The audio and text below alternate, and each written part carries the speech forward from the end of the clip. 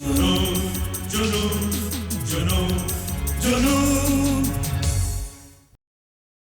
ये कैसी शर्त रख रहे हैं आप अधिकारी साहब? एक दूध पीते बच्चे को उसकी मां से कैसे अलग किया जा सकता है? और मिन्नी ये कैसे मानेगी? वैसे ही जैसे डॉक्टर के पास इस बच्चे को जन्म देने से पहले ही वो इससे मरवाने गई थी। क्या मिन्नी अबॉर्शन के लिए डॉक्टर के पास गई थी? जी।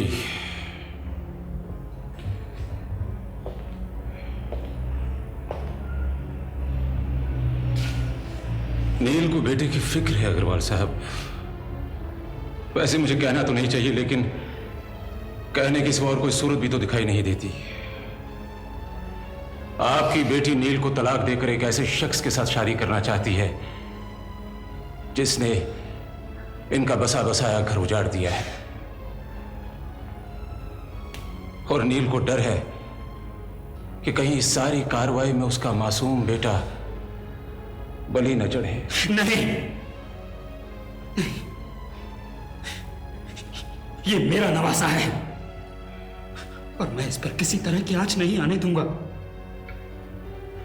और सुन लीजिए अधिकारी साहब, तलाक हो भी जाए फिर भी मैं मिनी को दूसरी शादी नहीं करने दूंगा। आप ये जाकर नील को कह दीजिए, उसका रिश्ता इस बच्चे की वजह से मेरे साथ तब तक बंधा रहेगा जब तक मैं जिंदा हूं। ठीक है, आप जैसा मुनासिब समझें करें।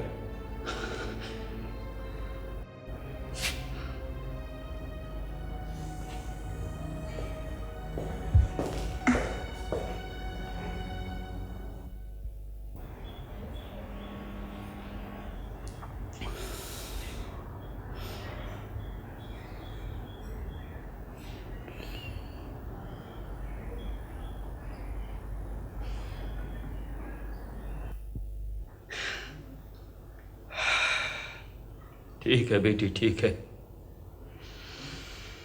मैं होता कौन हूं तुम्हारे मामलों में दखल देने वाला?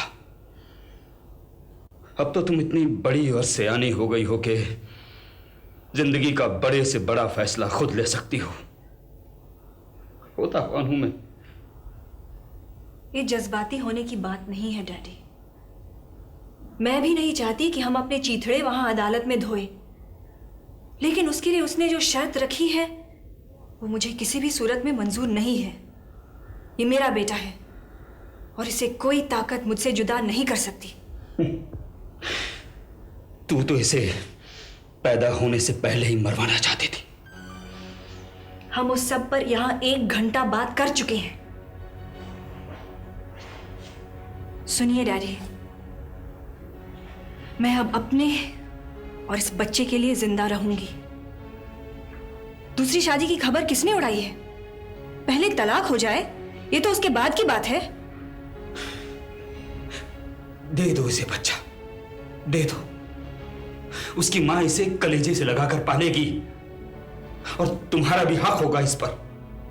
और इस तरह हम इस बदनामी से बच जाएंगे।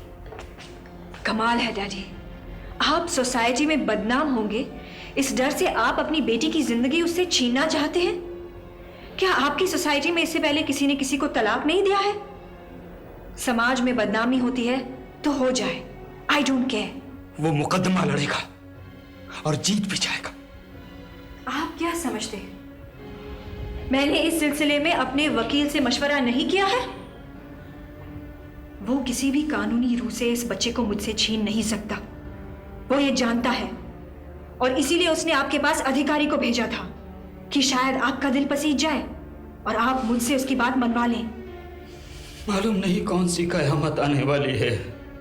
कोई कयामत नहीं आने वाली है। आप आराम से बैठिए और मुझे इस मसले को एक ही बार तय करने दीजिए।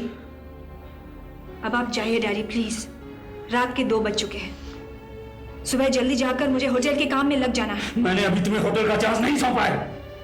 तब चार्ज संभालना जब तुम अपने इन जमीरों से फरागत हासिल कर लो या जब मैं मर जाऊं।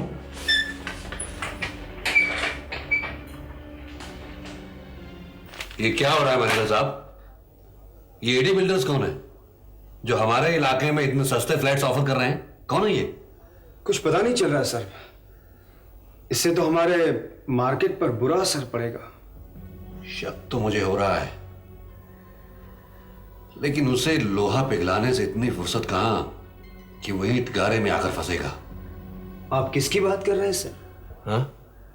नहीं नहीं, किसी की नहीं। आपने इस दफ्तर के बारे में कुछ अंदाजा लगाया कि ये कहां हो सकता है? इस एडवर्टीजमेंट में एड्रेस दिया हुआ है सर। ये जगह शायद शहर के किसी बाहरी इलाके में होगी। कल तक पता चल जाएगा सर। मुझे तो ये कोई फ्रॉड लगता है। और कितनी बिल्डिंग्स बन रही हैं इस इलाके में? इस हिल रोड के इलाके में काफी बिल्डिंग्स बन रही हैं सर। इस तरह से तो अच्छे खासे तेजी से चढ़ते हुए भाव भी गिर जाएंगे, पिट जाएंगे हम लोग। एक्सपेंशन का सारा काम ही रुक जाएगा। मेरे ख्याल में नए कॉम्प्लेक्स की पब्लिसिटी का काम रोक देना चाहिए। ठीक है, अगले हफ्ते तक उसे रोक दीजिए। जी। तब तक शायद इनके बारे में कुछ पता लग ही जाएगा।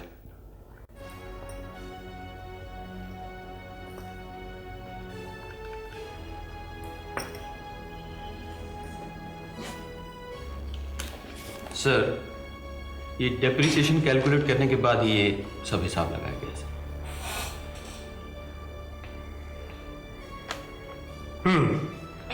तो इसका मतलब ये बिल्कुल ही घाटे का सौदा नहीं है। राइट। एक तरह से देखा जाए तो ये ट्रांसफर का मामला है।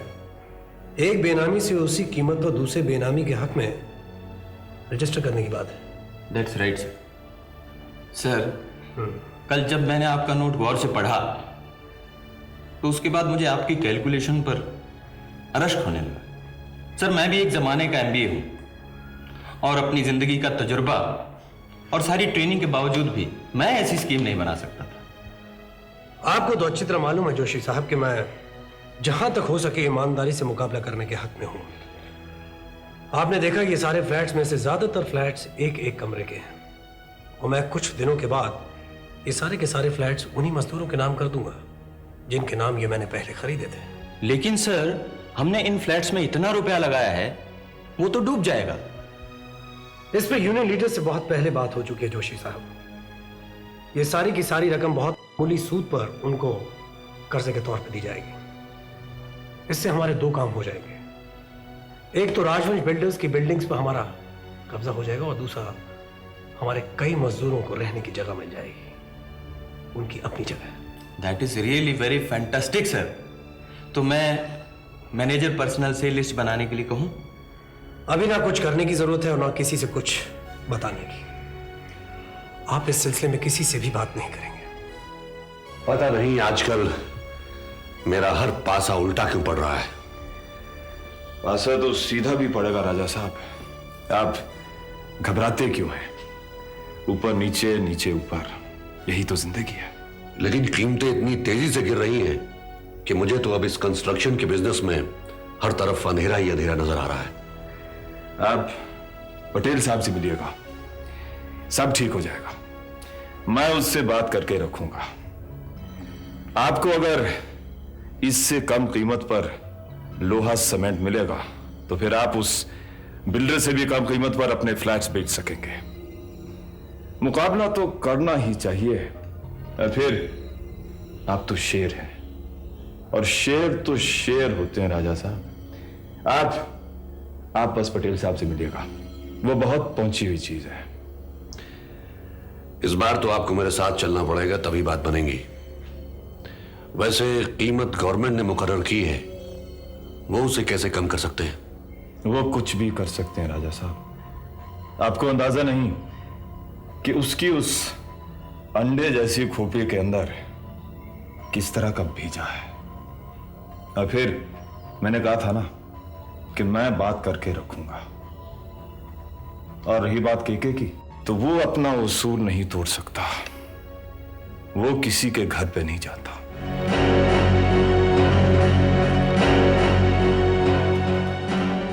जुनून, जुनून, जुनून, जुनून।